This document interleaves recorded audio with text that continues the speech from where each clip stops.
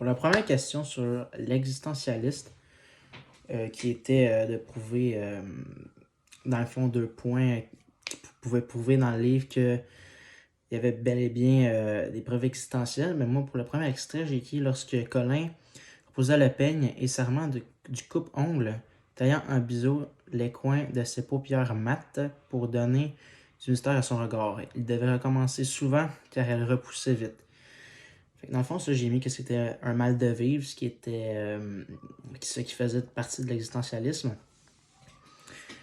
C'est à cause que, vu qu'une personne qui se coupe souvent les sourcils pour donner un mystère à son regard, on voit clairement qu'il comme s'il ne s'aimait pas lui-même, comme si la personne ne s'aimait pas soi-même.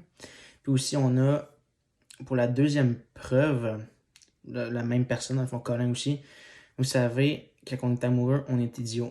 Ce qui fait partie du questionnement de l'amour. Puis l'amour, ça peut être une des choses principales de l'existentialiste aussi.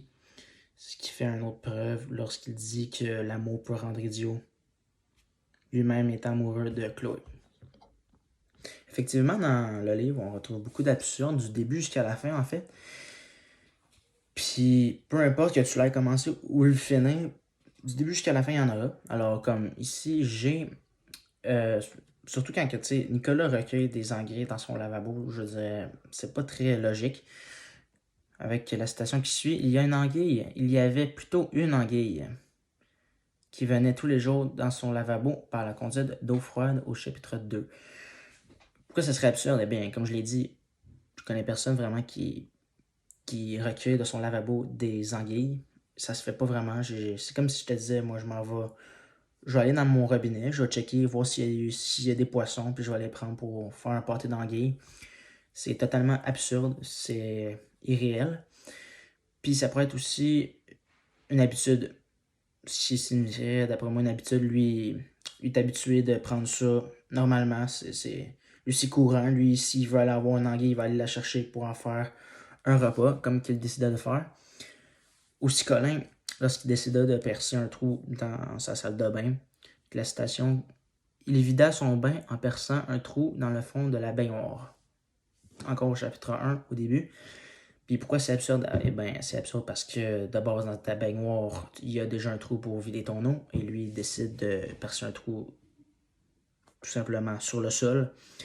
Ce qui n'est pas bon parce que l'eau s'écoule sur le locataire du dessous. Puis ça peut causer des graves dégâts d'eau. Puis d'après moi, c'est la paresse car il pourrait juste tirer le bouchon de sa baignoire et l'eau se viderait.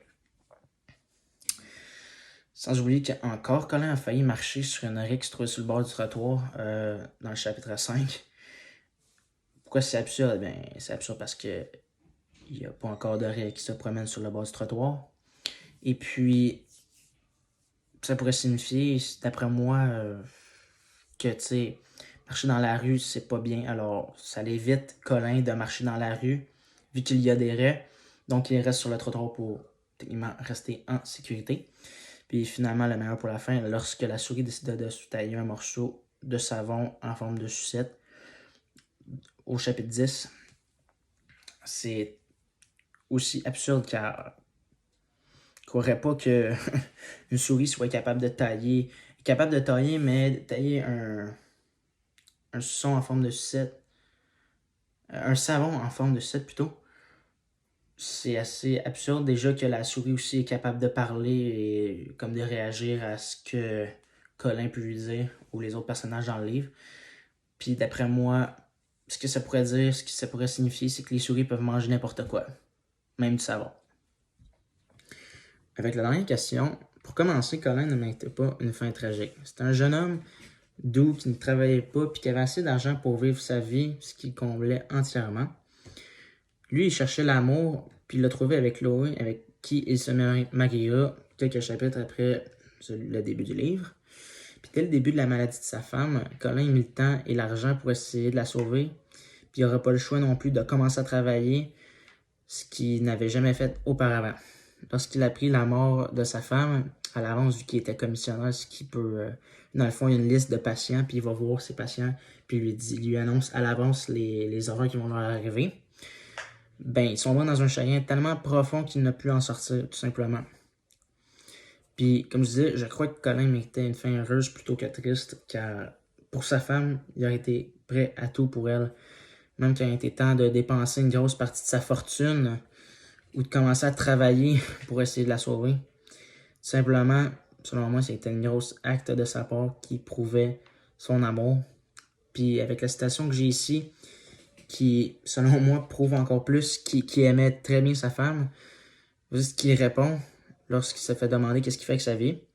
Et vous, que faites-vous dans la vie? Moi, j'apprends des choses et j'aime Chloé.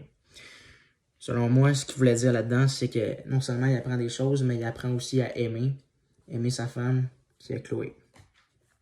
Chick, lui, a reçu le sort qui l'attendait tout simplement car trop passionné de Jean Sulpâtre, celui-ci est un grand collectionneur, puis il devait tout avoir ce qui concernait ce dernier tout simplement. Il se ruinait à cause de sa trop grande passion pour ce philosophe, puis à cause de ça, il se fera tuer par les policiers car il en devenait tout simplement fou.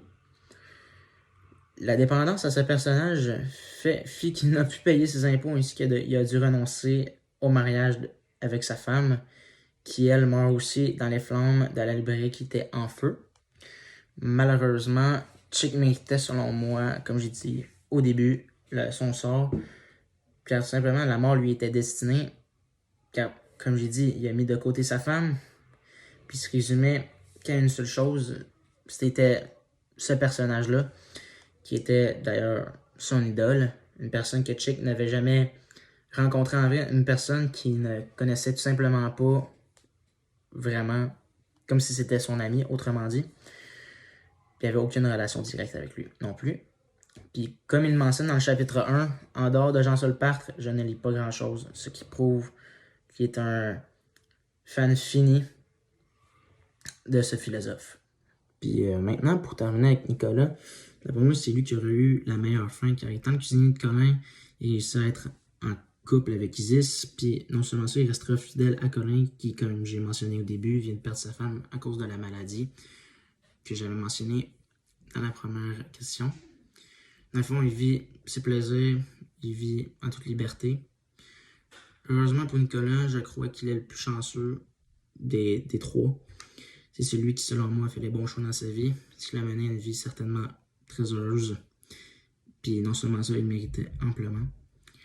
Ce qui a plu mon propos pour ce personnage, dans le fond, voici ma citation qui est « Ce qui m'intéresse, ce n'est pas le bonheur de tous les hommes, c'est celui de chacun. » Donc, ce qu'il disait, c'est dans le fond que c'est pas simplement le bonheur de tout, mais c'est le bonheur de chacune des personnes qu'il peut connaître. Je trouvais que c'était une belle citation pour finir avec ce personnage. Alors, merci.